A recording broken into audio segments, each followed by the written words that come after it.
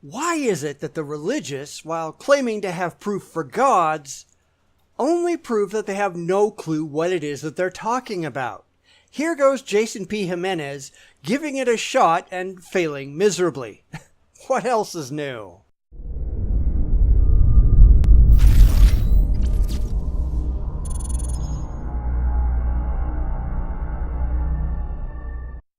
As anyone who's watched the channel for any length of time knows, the religious have a terrible track record of actually being able to provide any objectively verifiable evidence for the things that they believe. They try, badly, but in reality, they're just rationalizing their way around reality instead of showing that their beliefs are credible in reality. This time, Jason Jiminez tries and fails to prove that God is real, while only proving that he has no idea how to check out his piss-poor arguments on Google before he posts and makes a fool of himself.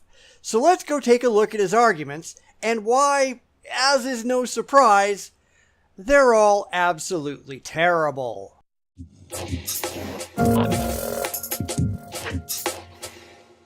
Deep down inside, every single human person is a God-shaped vacuum waiting to be filled.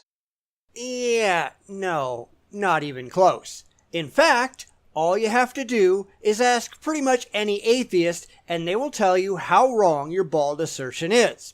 I have no hole, God-shaped or otherwise, that I need to have filled. I'm perfectly fine without having an imaginary friend. It's really too bad more people aren't. There are many people, and perhaps maybe you are one of them, who is searching for answers to the purpose and meaning of life. In other words, this applies to the intellectually lazy, people who don't want to expend the energy to come up with their own purpose or meaning, who want to have it imposed on them externally so they never have to bother thinking about it for themselves. Because being rational and self-sufficient is hard, I guess. These existential questions matter a great deal, and I believe by answering the question if there is a God, it will help you find true meaning and purpose in your life. And I have a feeling I'm going to point out why your arguments are faulty or downright laughable. Now, keep in mind, at the moment, I've got no idea whatsoever what he's going to say. But I've done enough of these where I'm pretty confident that the case of the believer is going to be utterly irrational and self-serving and not actually prove anything at all. But hey, I could be wrong, right? Let's see. So in this video, I'm going to lay out the case why I believe there is a God. So whether you're an atheist, a Christian, or you're not sure what you believe, I want you to know this. I'm making this video not to put anybody down, but to have an open discussion, to have an open dialogue to help you and I understand the purpose and meaning of life. The purpose and meaning of life is that there's no purpose or meaning of life, at least no inherent purpose or meaning. And that's something a lot of people have a serious problem dealing with.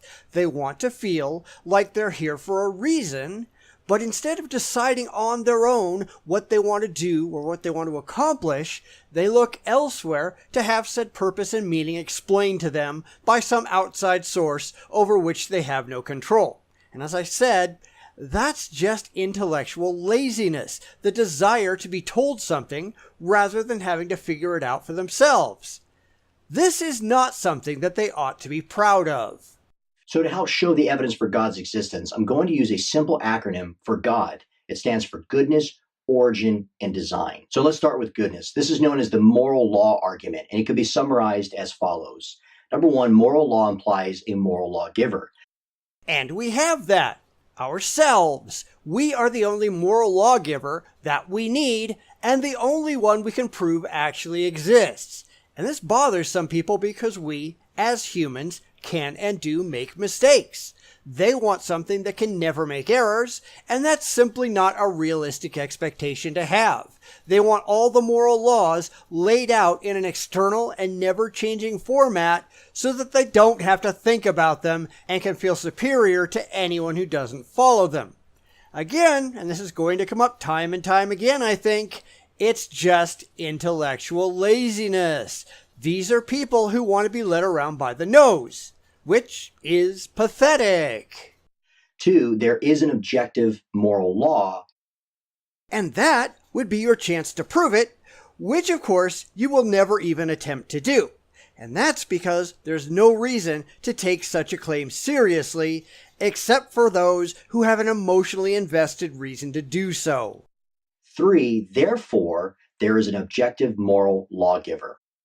Except you skipped over the whole bit on how you know there are objective moral laws, just like you will entirely ignore your obligation to demonstrate that your imaginary friend is the supposed moral lawgiver, because all of these steps need to be independently and individually proven. You have to prove that there needs to be objective moral laws. Not that you want there to be, but that there needs to be. Second, you have to prove that these laws actually exist in the real world. Third, you have to prove that your God, your specific God, is actually the entity that provides these laws. You can't use faith to back up any of this. It's really funny how the religious always fail in their evidentiary obligations. Now, there's no denying that there are objective moral laws that govern each one of us. I deny it. It's clearly not true if you're talking about anything outside of human laws and customs. You may not want that to be true, but that doesn't actually mean anything. That there are moral values, that we believe there are things that are good, and there are moral duties. What that means is there are moral obligations that you and I have to do the good and not do that which is bad. None of which comes from a God. It comes from human society and our evolutionarily programmed social structure. Human beings are an inherent social species. We operate via enlightened self-interest to make decisions on how we should treat others so that others will reciprocate and treat us well. And you notice that a lot of people don't follow these moral rules that, according to Jason here, control us all. Otherwise, we wouldn't have prisons full of people who act outside of socially acceptable norms. But, facts and all. These are inherent in all of us. So whether you are an atheist or you're a theist, all of us are bound to do unto others as we would want them to do to us. Enlightened self-interest. No gods required. And we still don't do it all the time. The religious have to invent sin to explain it, but it's more easily and rationally explained by conflicting evolutionary drives. But the fact is, we all hold to an objective moral standard that transcends all of us. It doesn't matter how many times you repeat that, you're still wrong. There is simply no intellectual support for that idea whatsoever. That there are moral laws that are objective to all humans on the basis that there is an objective moral lawgiver who is the ultimate moral standard by which we are able to differentiate right from wrong. And that ultimate standard, that objective moral lawgiver, I believe is God. Prove it. Because so far, you've just been flapping your lips and making unsupported claims. That's just another one on the heap, right? I really don't care what you believe. I care what you can prove. And unfortunately, like with all apologists, you can't prove a damn thing. You can just make emotional appeals and unsubstantiated claims and hope that others will adopt them emotionally as you have. Now we turn to origin. Now, the argument for the origin of the universe goes something like this. 1, everything that had a beginning has a cause. So we're going with the absurdly debunked cosmological argument. Color me surprised. But this first premise has several problems.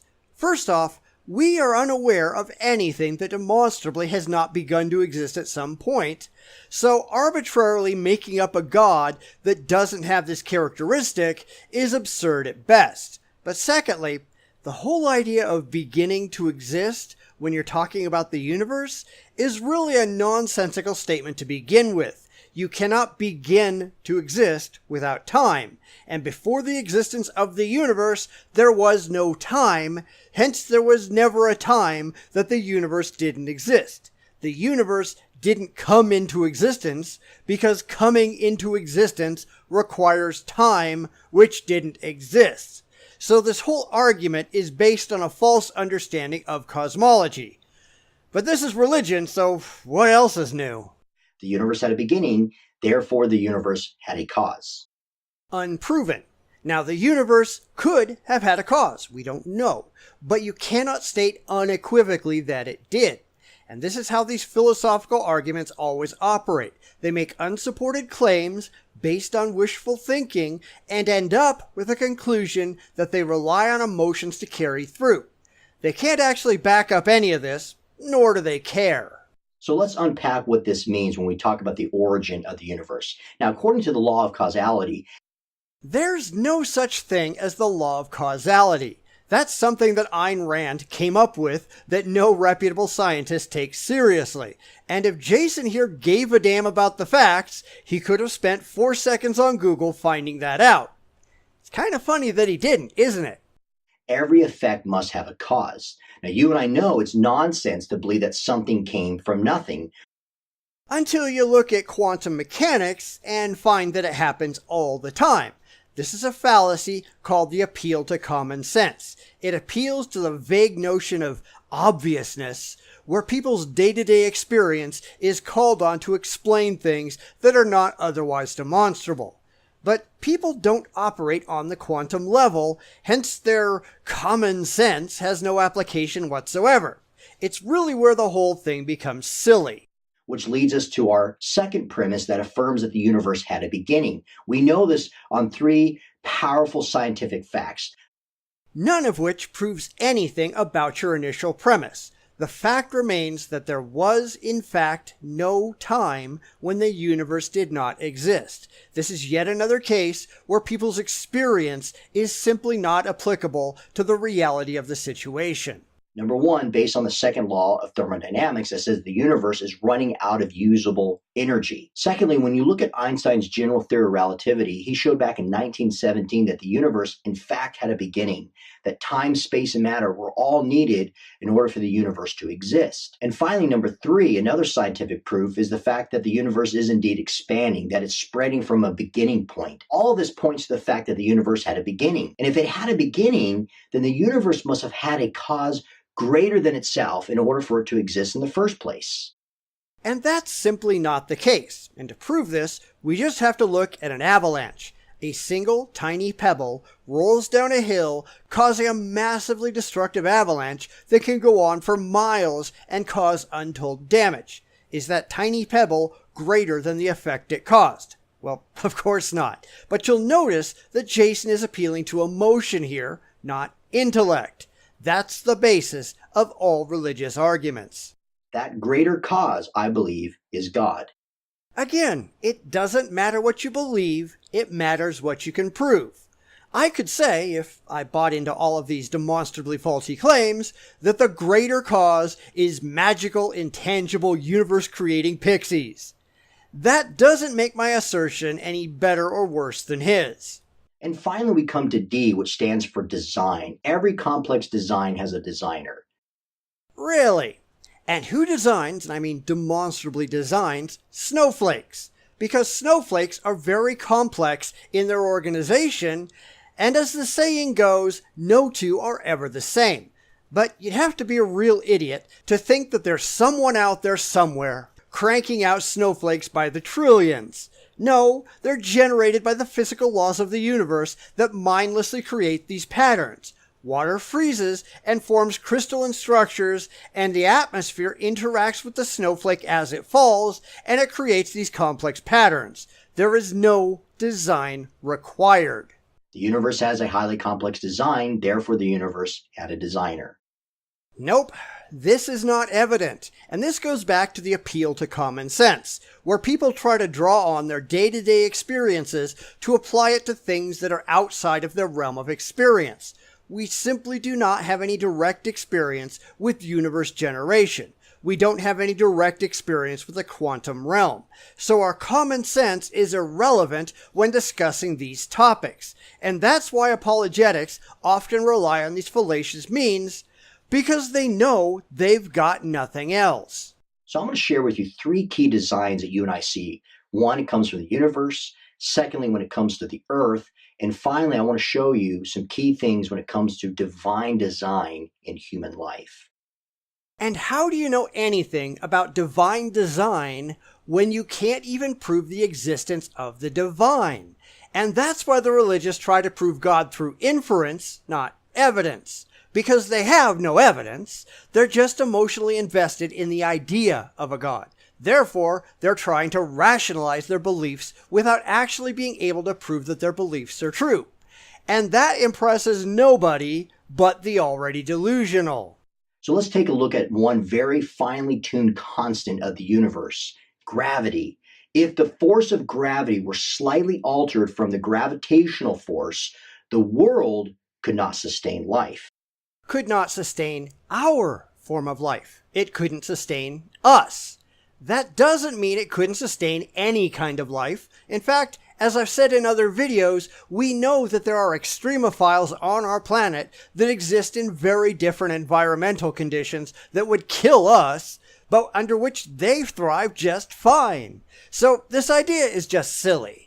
A second reason is the conditions of the Earth. The Earth's atmosphere has perfect conditions of oxygen, carbon dioxide, nitrogen, and hydrogen to be a habitable planet for life to survive and thrive on Earth. For our form of life. And that's because we evolved under the conditions that exist on Earth. The Earth doesn't exist to support us. We came about to exist in the conditions that happen to be present on the planet. This is yet another failure of the religious model. They want to believe that we were the goal of the universe, not the end result. They do so for emotional reasons, not intellectual ones. They want to feel special when they're not. And that's why they fail so badly. Oxygen comprises 21% of the atmosphere. If it were any higher, it would create massive fires, and if it was any lower, life would suffocate. And finally, as impressive as it is to see such complex design within the universe and our planet, the divine design of the human body is so much more incredible. You just can't prove any of it. You take things that impress you, and you pretend that because you're impressed, God did it. That's not how rational people operate. If you took all the information in the human brain, it would exceed all the books in the Library of Congress. Yeah, so? That doesn't prove that a God did it. This is just the argument from ignorance. I don't get it, therefore God. Religious apologetics relies entirely on logical fallacy. It has nothing else. Now, common sense tells us, as I mentioned before, if it takes a sculpture to sculpt a statue, we must assume it takes a creator to create the most amazing detail of human life.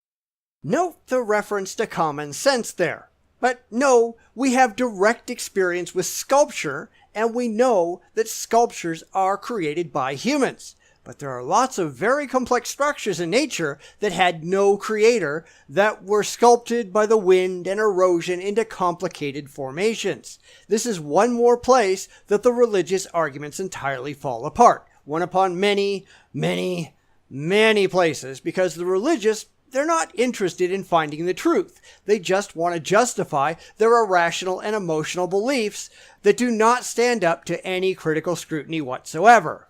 So, in wrapping up this video, is there a God? You certainly haven't proven that there is. You've done a really, really, really terrible job at it, actually. Well, based on the fact that goodness exists and that the origin of the universe came from a cause greater than itself, and that design intelligence is all around us, I believe all this points to the fact that yes, there is a God. I believe it all points to the fact that you're an overly emotional, irrational fool. Because nothing I've said is at all hard to find out. Every single one of these arguments have been completely demolished for decades, if not centuries. But you still get the delusional like Jason here, trotting them out verbatim, time and time again, because they don't care if they're false. They care if they make them feel good and are useful to backfill in ad hoc rationalizations behind a belief that has no rational defense whatsoever. Hey, my friends, thank you for watching this video. If you like this video, check out my other videos on my channel, and please make sure that you subscribe, share with your friends, leave your comments. I appreciate you guys, and I'll see you on the next video. Yeah, I guess that's why at the time of this writing, you have 3 upvotes and 55 downvotes. And I'm sure that none of that, nor any of the negative comments, ever made Jason reconsider his position or the weakness of his arguments. Because to the religious, It just doesn't matter. I doubt Jason would ever even look at this video, but if he did, he wouldn't care because being factually correct is not even in the top 10 list of things the religious care about. It just doesn't make a difference. And that's why I can post videos of theists making fools of themselves and have a very, very, very long list of videos still to do. The well never runs dry because you can't debate intellectually with people who are not using their intellect. They don't care, and so long as they don't care, they will just make themselves look like idiots because that's what they are. Irrational, overly emotional, uncritical, unskeptical idiots. People who believe because it makes them feel good, not because they have any good reason to believe it. And so long as that's true, people like me will be here to point out just how absurd religion actually is. It didn't take me any time at all to completely debunk everything Jason had to say. Like I said, 4 seconds on Google would have proven everything Jason said wrong if he cared enough to go look, but he doesn't. And the fact that he doesn't just proves how pathetic his beliefs are. And I don't know what to tell you. Some people aren't well suited for rationality, I guess. Some are certainly worse than Jason, but very few religious folks are better. And that's pretty damn discouraging, isn't it?